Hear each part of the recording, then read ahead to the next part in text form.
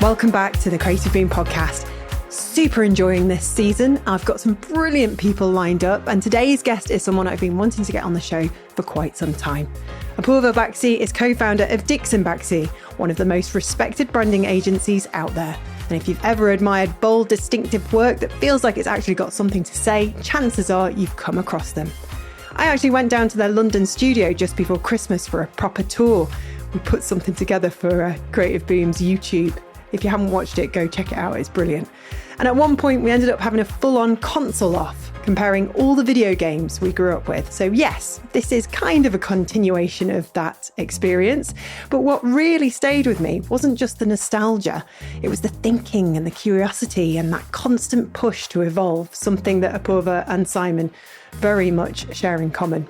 So in this episode, we're talking about where things are heading, AI, of course, and the pace of change.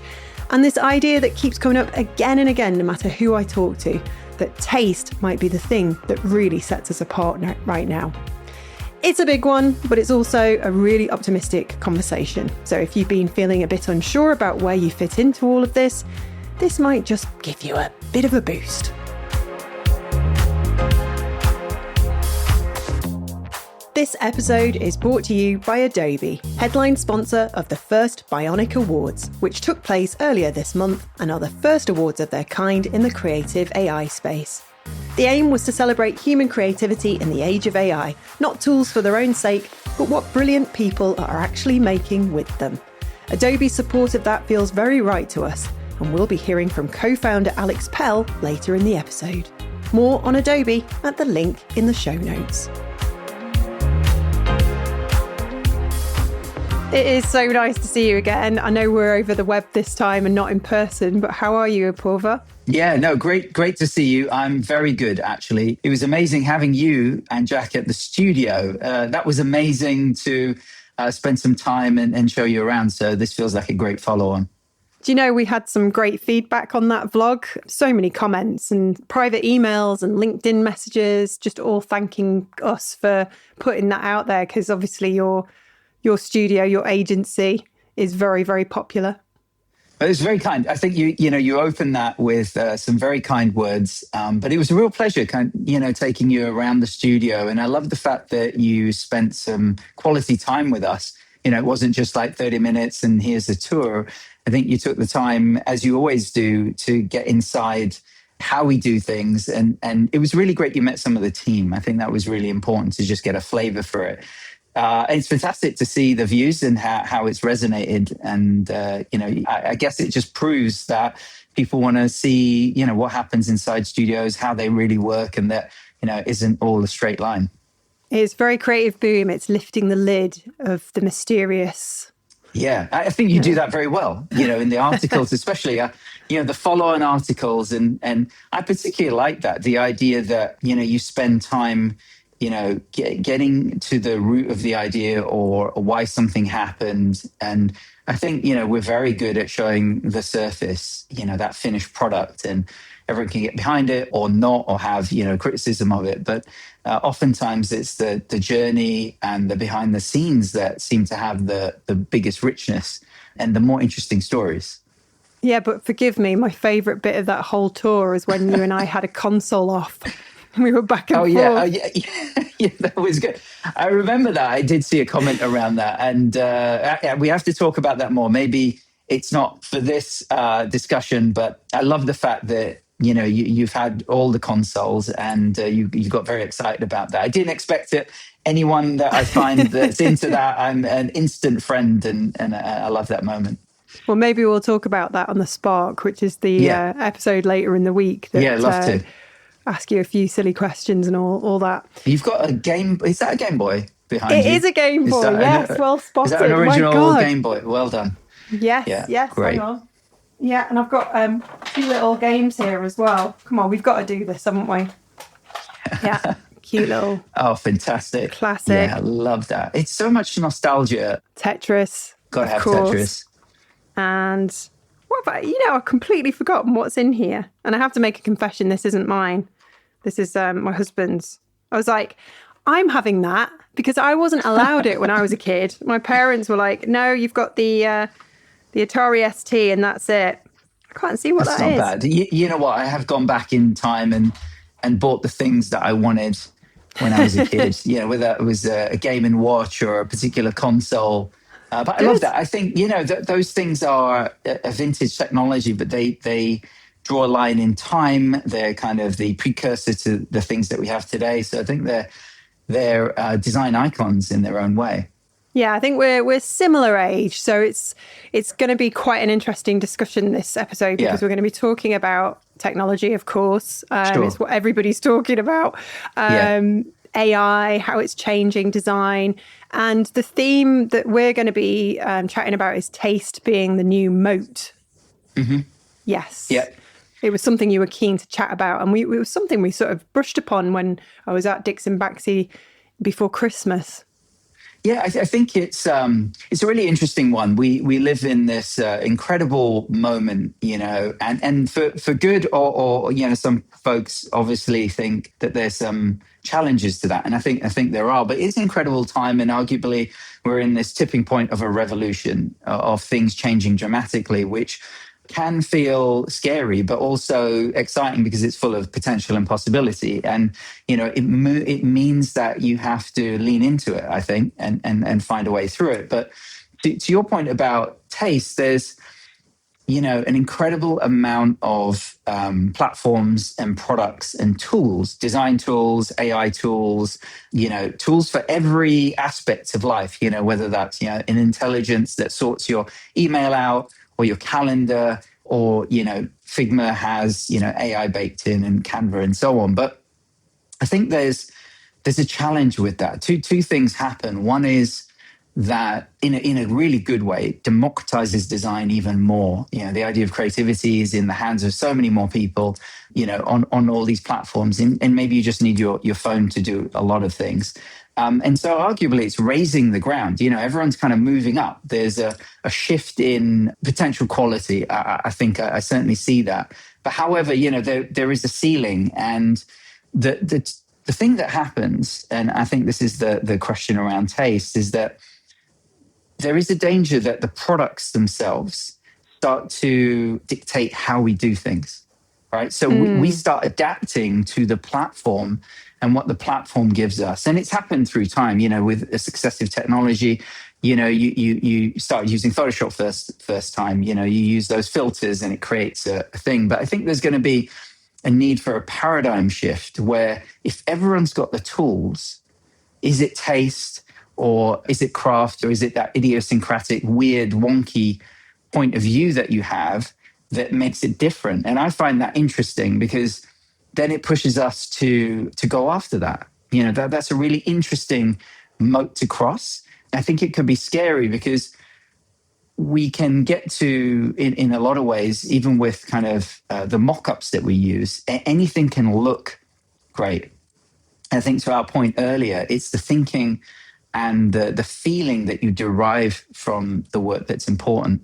But I think with these platforms, the challenge is that it's so seductive, to use ChatGPT or Claude or any of those things, Figma tools to erase things or to create a module or to, with Claude code, create an entire website and have it debug things and so on. So I think all that is amazing.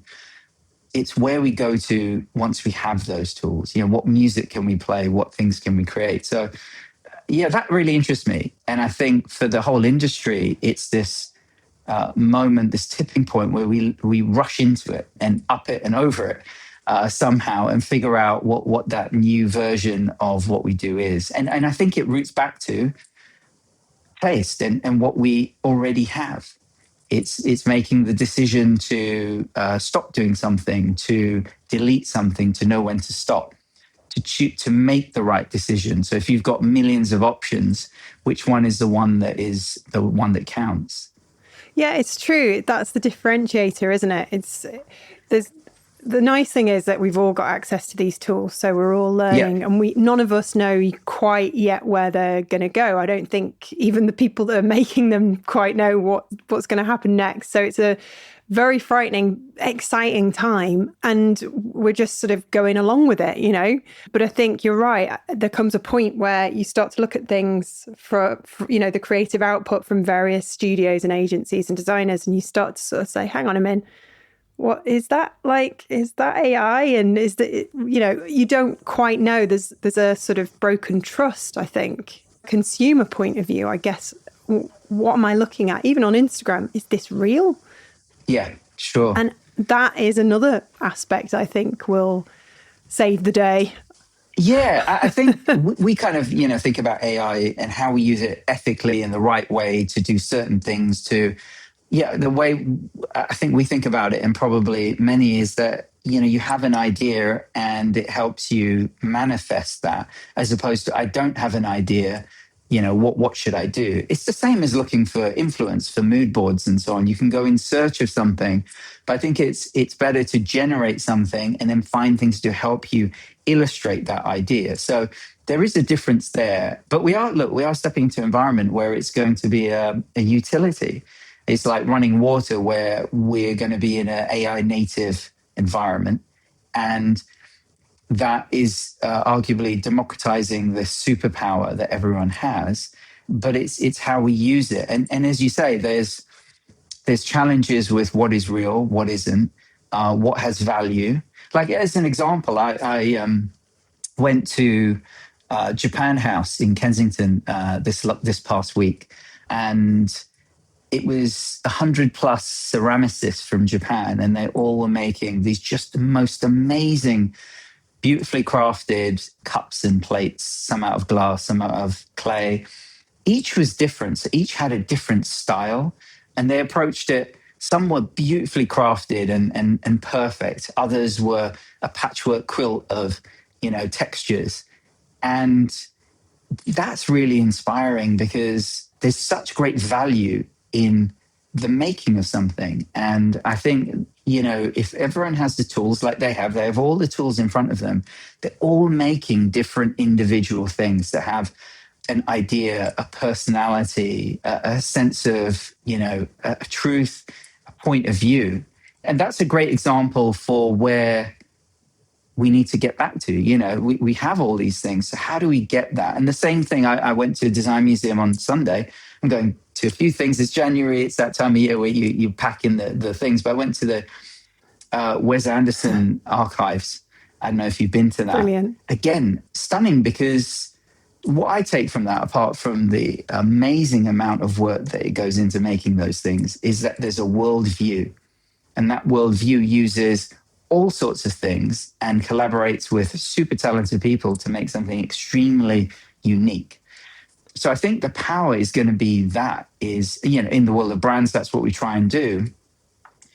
But with the tools and the technology that we have, there's a danger, and I think we see it anyway, of a flattening of design, you know. So I'm interested in the elbows coming out and the spiky bits. And that's what we try and do. You know, we released our book Remix, which you saw. That's one way for us to test expression. You know, it's almost like a spontaneous, misbehaved, chaotic, sort of energetic and immersive kind of expression of what we do. And that's just a way to test the unruly part of creativity. And I think that there's real excitement and opportunity there for everyone, really. Yeah. And when you say flattened, what do you mean by that? Everything just starts to look the same? Yeah, I think a little bit of that. You know, I'm amazed at how beautiful or crafted things can look with the tools that we have. I'm not taking anything away from any creative here. I think we use the same similar tools. It's just that there's a danger that a couple of things happen. One, that we're in a world, and we have been for some time, where everyone sees everything immediately. You know, it's out. It has a perfect sheen to it. There are mechanics, motion theories, you know, the way brands should appear. There is a playbook for that, you know, and there's recipes to get to a certain level. Because we see everything, it's very easy to be influenced by those things. And you go, wow, that's cool, let's do that. Or that's cool, let's do that. Whether it's trends or a style or, you know, someone did something really original, and before you know it, there's lots of Me Too versions of that. So I think we're fighting against that. That there isn't maybe enough time. Maybe this is pre-internet and showing the age, for things to germinate long enough that they have a real sort of weight behind them. I grew up in a time where I was flicking through books by Vaughan Oliver. It was just very artistic and painterly, and it just so tactile. I was thinking about that today with some of the questions that you were asking. And those things germinate and they have a real strong point of view. Now, I think, I go and search for those things.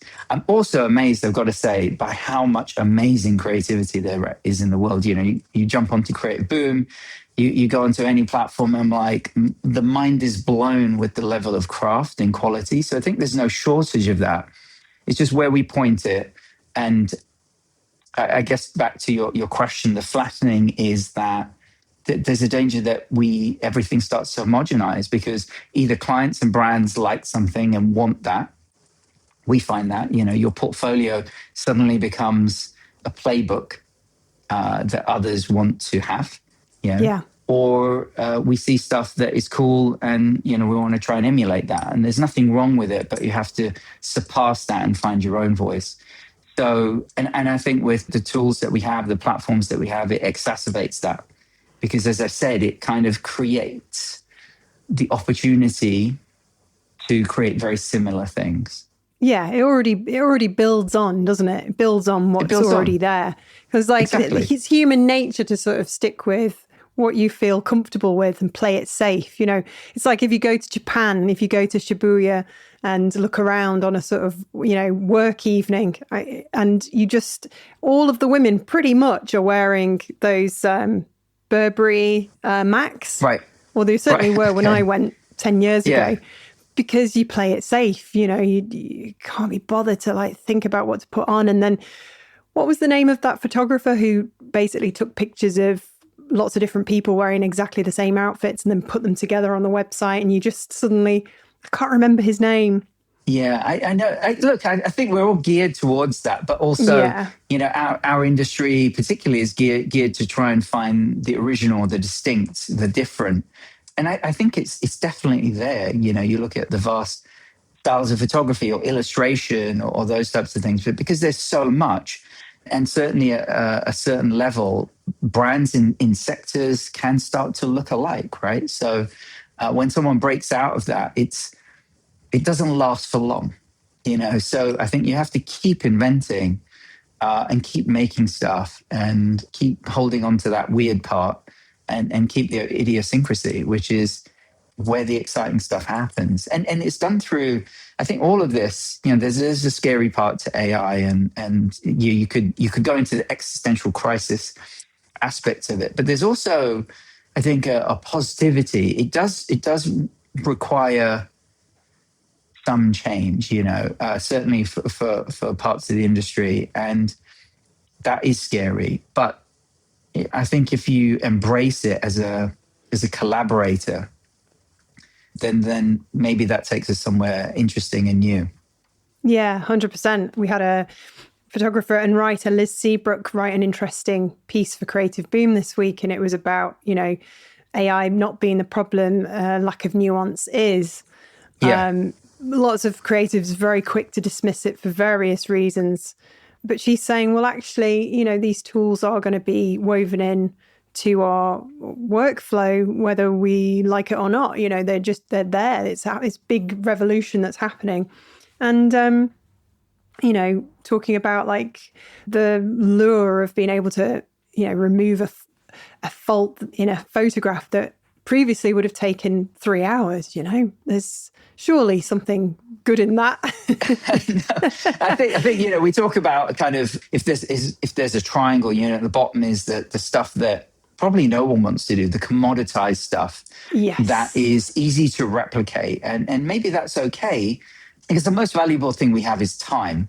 So if we can save time by not doing that, then we kind of bump up a level. And when you go off a level, you start getting into systems of design and so on. And I think there are platforms that will be able to create those with a prompt. Yeah. I'm starting a wellness business.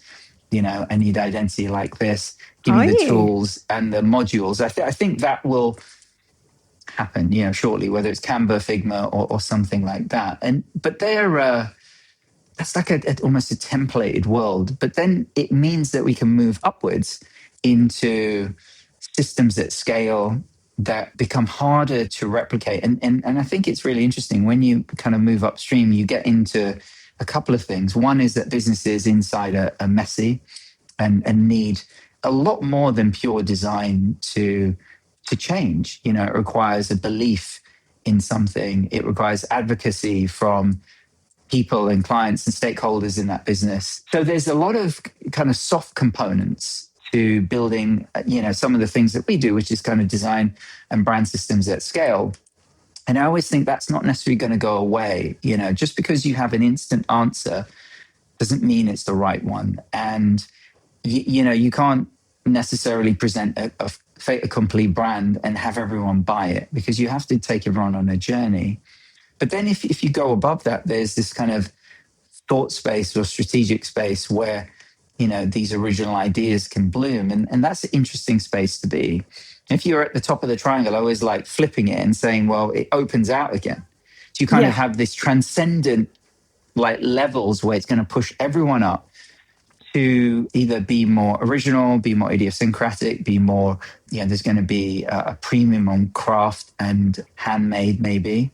And then, what happens next is going to be really interesting. Yeah. It was like the introduction of flat pack furniture, wasn't it? Right. Whilst that's popular, you're still always going to get a demand, a market for something that's handcrafted and made beautifully by somebody that has, decades of experience. I think for me with Creative Beam, it's always been a bit of a kind of struggle, because on the one hand, I love that this technology is opening up the world to so many creatives and making it easier more than ever before to run a business or scale up, as you say. But on the other hand, it is changing careers and jobs and causing a lot of disruption. And it's only really just getting started. So it's having that kind of balance. Don't want to discount that. I think that's an absolute reality. And it's certainly shaping some of our decisions about how we approach things, what we want to do next. Really? What is the shape of, our industry? If these systems can be made, if you need less people to do them internally inside a business, a creative team goes from, X amount to a much smaller amount. There's a real world impact to that. But I think as in any revolution, the world changes with it. So, if you macro out, I think you can look at it quite positively, and that there is this kind of very exciting, if a little bit unknown, kind of world that we're stepping into. But yeah, if you come down to an individual or a group of individuals, I think, it makes people unsure, and that's not a great place to be. So I think the way we see it is, what can we control? What are the things that we can do, that we can make to do it our way on our terms? And that is, right, we're going to seize this moment to reinvent ourselves. We're going to seize this moment to make stuff. We're going to reinvent our recipes. We're going to question stuff that maybe we haven't, because we don't want to settle. I think if we do that, as with anything, taking and having control and earning that back and taking it back for yourself is a critical part of this. So you can talk about the fear factor, but I think with anything in life, if you say, well, what can I do? I think that gives you a superpower. And that's how we see it. That's what we want to do. What exciting things can we do because of this? How is it going to evolve and change the company so that we may not be the same as we were? We see Dixon Baxi as an idea, and we've got lots of ideas. It's a space for creativity at the moment. We focus on these brands at scale. It doesn't just have to be that. And I think there's just so much opportunity to take those choices. And in the way that we work with our clients, we explore different futures. And because they're in a room, you don't have to do them, but you can have fun going, well, what about this? How about that? And I think if there was something I'd share with folks is to try that, is to create different futures and see which one fits, which one's exciting. Even if you don't do them, it gives you an element of optionality, which is very empowering. Today's episode is sponsored by Adobe, headline sponsor of the Bionic Awards. Here's what co-founder Alex Pell had to say about the entries and winners following its inaugural year. We acknowledge that AI isn't necessarily for every creative professional, but what we're saying at Bionic Awards is for people who do want to experiment with these tools, who do recognise that times are changing, and who do maybe want to see themselves moving into a different career trajectory, to be able to experiment with film or animation that they may not have necessarily done before.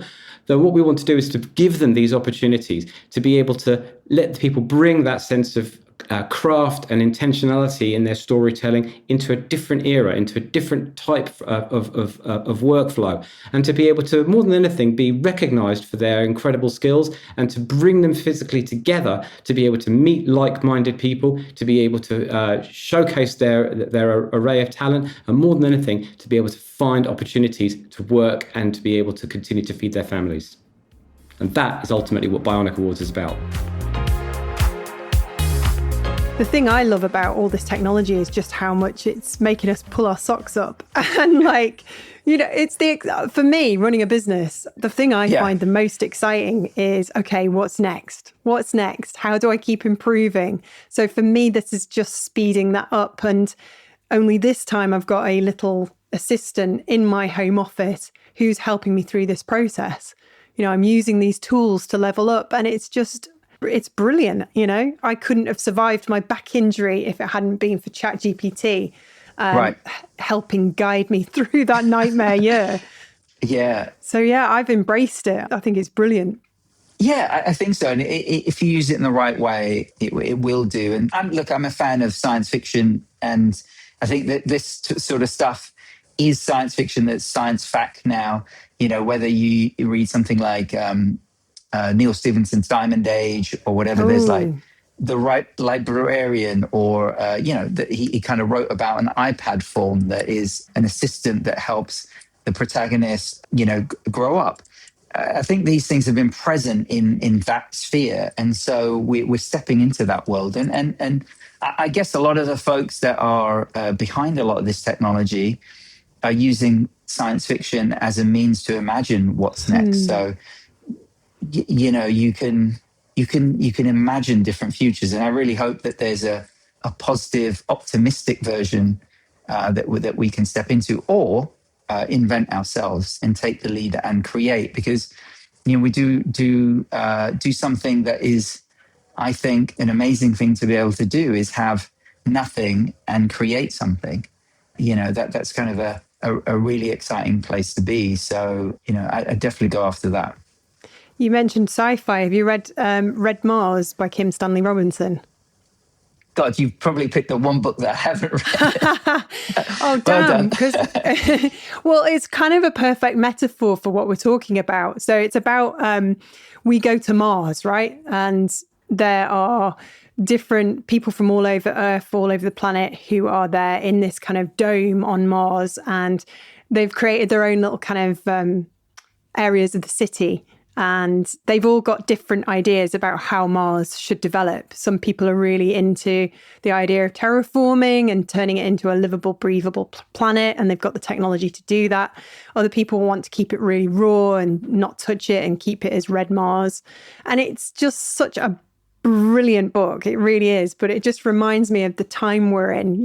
Everybody's got a different idea about how things should evolve. It's just fascinating. I'm lapping up as much as I can. There's blog posts and podcasts, and it's fascinating. I've read a whole bunch of books, for the last few years, if not more, on this. There's one called Hello World, which probably like 5 or 6 years old now, but it took a view on different industries and how AI would impact support or not support, whether that's health or finance or insurance or design or so on. I found that fascinating. And then you've got things like I think maybe some of these, they get out of date very quickly, but there's a book called Life 3.0, a chap called Max Tegmark, I think. Someone in the comments will correct me if I'm wrong, but I think that's right. But what's really interesting, he takes us from Life 1.0, I guess pre-life to where we are now, to a future. And what's really interesting, at the end of the book, he articulates a number of AI futures, whether that's the dystopian one to the democratic one to the liberated one. And they are thought experiments, essentially. But we're in a moment where we hopefully get to choose that and figure that out. I mean, some of that is not in our control, unfortunately. So, we hope that the right people do the right things. Yeah. Unless, there's such a thing as super intelligence and they just decide that we're the problem. Right. Well, there is that. I mean, that's where it gets kind of interesting is what that is. And, if you take it to that point, then those books do articulate AI that has a point of view. Is it sort of a democratic, is it invisible, is it kind of a dictator AI, whatever that is, and then you can get into sort of really fun stuff or really dark stuff. It depends where you want to go with that. But, I guess they're the bigger macro things that we're dealing with. The world is in a slightly, well, not even a slightly, but it's in a turbulent place. And those things do have an effect on our community and the industry and how that works, where money is spent and why, what people are focusing on.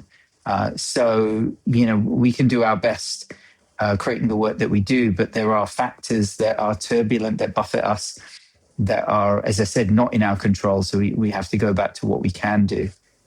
And when you think of those different futures, are you an optimist? Yeah, always. I like to think so. I think, we run this business with positivity and optimism. I think that's the way. So many things happen when you do that. It's from the way that you project yourself. I think, it changes the energy in the team. I was talking to Libby. I don't know if you met her. She's one of our creative directors.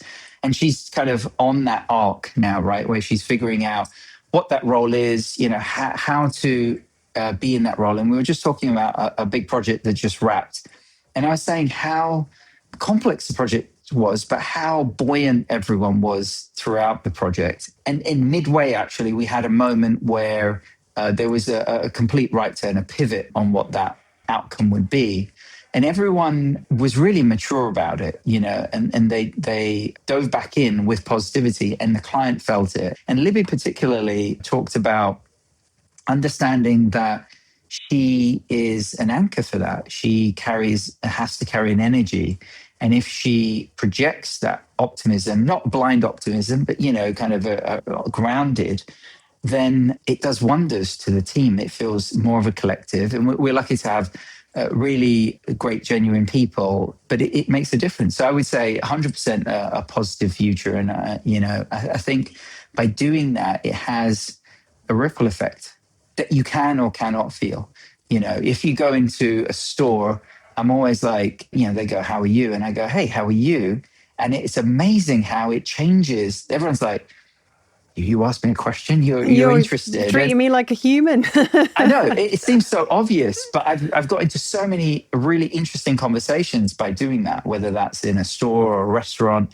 I also carry a camera with me, a Fuji X100, or I have a lucky enough to have a Leica, and there are moments where they spark conversation. So I love those impromptu things where you learn something, you see the world from a different point of view. And if you give optimism, it's, I think, oftentimes return. So this sort of energy movement is a really powerful thing. Either that or they take one look at your fit and think, yeah, he's got money. Let's be nice to him. Maybe, I don't know. But I think it's, well,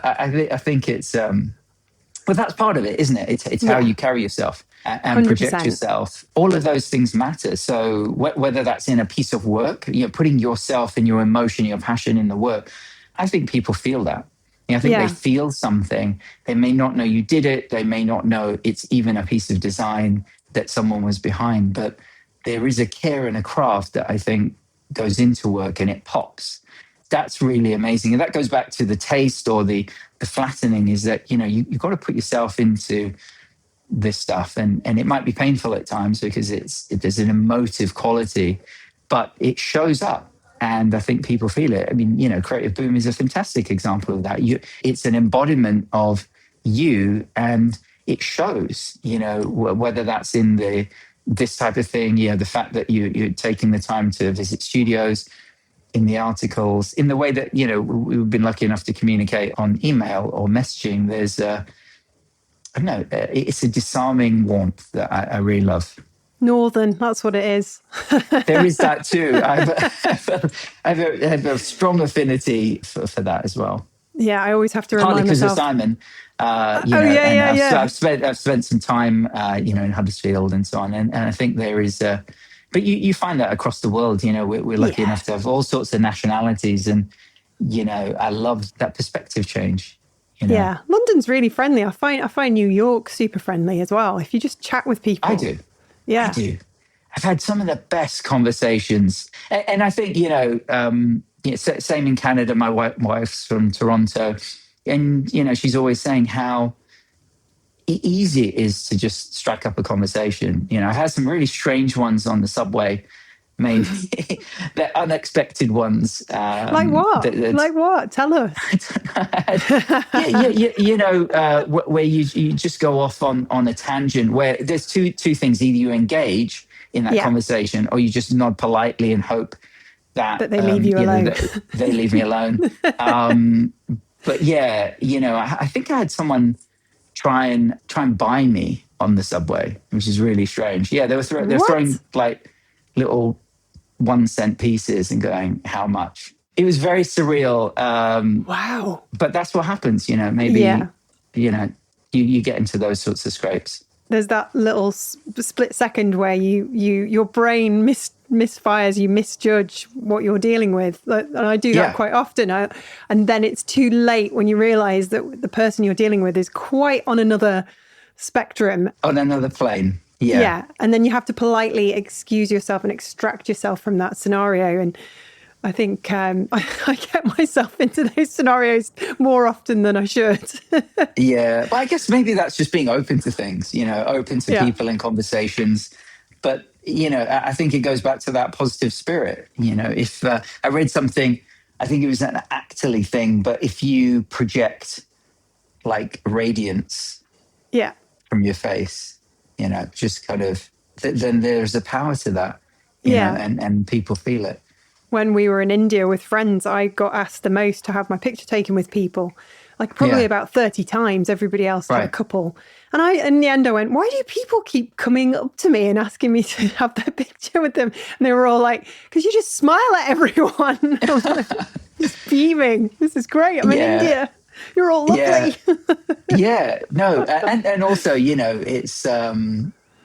maybe it's for them unusual, to see you, and it's great to have that pic. I think this whole AI discussion is really interesting. Again, just leaning back into what makes us human. It's a wonderful thing to be reminded of our strengths and what we're capable of. And I think we were probably before AI heading... Like I get chatting with a lot of my friends, creative directors, people who run agencies. Yeah. We were just getting a bit boring, wasn't it? It was getting a little bit samey across many fields. Yeah, I agree. I think, that's where it comes down to the flattening of things, is that we needed something, a new challenge, something like hairy and difficult. And there is so much potential to do something new, something exciting. And we need a jolt. We need to change that paradigm. And I think that the more people that race to that, it helps everyone else do it. So, and that's what we look forward to. We do need to wake up. We can't settle. And the world is moving so rapidly. We have to speed up, not in making things faster, but in the way we think and adapt. And now's the time to do it. We want to get ahead of things. And that's super exciting. There's just an opportunity to, I don't know, fuck things up, just break things. Love it. But enjoy ourselves when we do it. We can't go into it with fear. We have to go into it with excitement. whatever that is. And I think that happens when we band together as a community, as an industry, where we see others strike forth and you go, fuck, that's amazing. Let's find our own path. Let's find our own clear space. And I think, people are going to punch through the stratosphere, right? There's kind of a new barrier to break through. And I can't wait for people to do that. And hopefully we'll be there doing it with everyone else. I hope so. I'm well excited. I'm going to carry on working for the next 20 years if I can. I'm like, what's next? There is a what next. And I think, when you own a business, there's always a question of, what are you going to do? How are you going to kind of close it out or move on? But I really like the idea that, or we do, that this is something that lasts. We'll see how it goes. But I think personally, the idea of stopping doesn't feel right because there's so much to do and it's innate. We talk about this idea of design for life. It's innate. So if I stop, I'll probably do something.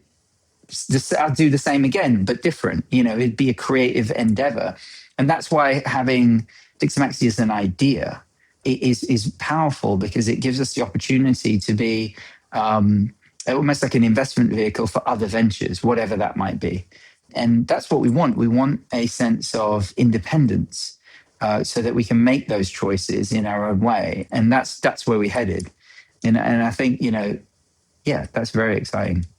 And we're going to do it for as long as we can. Yeah, you said to me privately, you feel like you're only just getting started.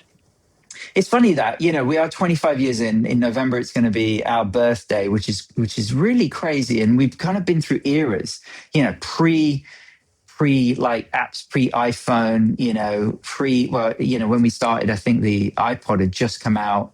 So, there's been these paradigm shifts, these eras, whether that's the dot-com bust, the 2008 COVID. There've been so many ups and downs. And I would say, we've had to adapt and change. If we'd settled and said we're going to be in stasis, we wouldn't be here. And I think the big thing for us... We wouldn't be having this conversation. Exactly. And I think it's about staying relevant in our own way, finding our own voice. And because the world is changing, that means we must change. And therefore, it is just getting started because there's always a moment of change. Yeah. Do you know what I mean? And that's why it feels fresh. And maybe that's a mindset thing as well. We were, I think, as excited about what we can do today as we were probably on day one. Yeah. And that spirit is something that really, really drives us. And, I don't think it will go away because we've got our own Energizer battery that says we've got to keep going.